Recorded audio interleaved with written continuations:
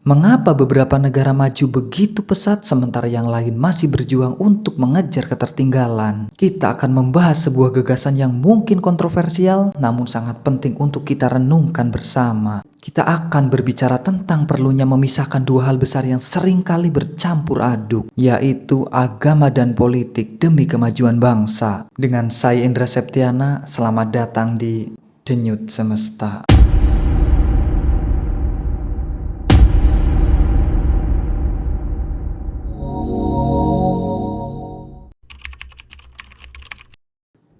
Mari kita luruskan terlebih dahulu, gagasan ini bukan tentang meninggalkan keyakinan atau menjadi ateis. Ini adalah tentang mengembalikan peran agama pada tempatnya, yaitu sebagai pedoman spiritual dan moral individu, bukan sebagai alat kekuasaan politik. Ketika doktrin agama dijadikan landasan hukum dan kekuasaan, ia bisa membatasi potensi akal dan kemajuan. Negara harusnya netral dalam urusan keyakinan, memberikan ruang bagi setiap warga untuk berkembang tanpa merasa dibatasi oleh dogma yang dipaksakan. Ini adalah konsep yang disebut sekularisme yang banyak diterapkan oleh negara-negara maju.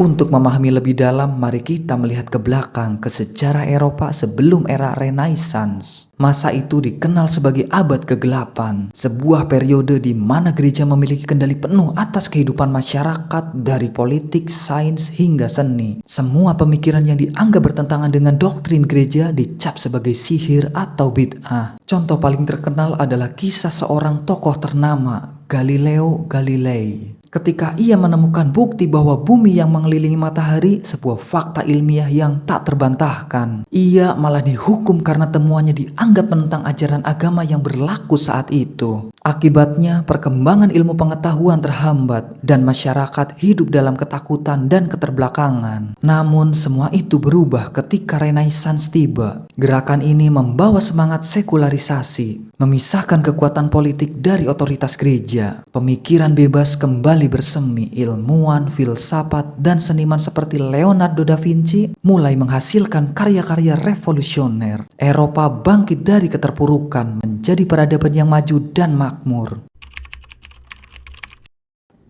Sama seperti Eropa di masa lalu, ketika agama dicampur adukan dengan politik, kesadaran dan kecerdasan kolektif bisa terhambat. Ketika pemahaman keagamaan dipaksakan sebagai satu-satunya kebenaran, ruang untuk inovasi, kritik, dan pemikiran rasional akan menyempit. Ketakutan akan dosa dan neraka bisa menjadi alat untuk memanipulasi masyarakat, membuat mereka lebih mudah untuk dikendalikan. Kita harus berani jujur pada diri sendiri. Apakah kita sedang mengalami gejala yang sama? Ketika isu agama sering kali digunakan untuk kepentingan politik, ini justru menghambat kita untuk melihat masalah sosial yang lebih besar seperti pengangguran, kurangnya produktivitas, dan ketidakadilan. Kemajuan sejati sebuah bangsa tidak bisa dicapai jika akal sehat dan nalar dibungkam.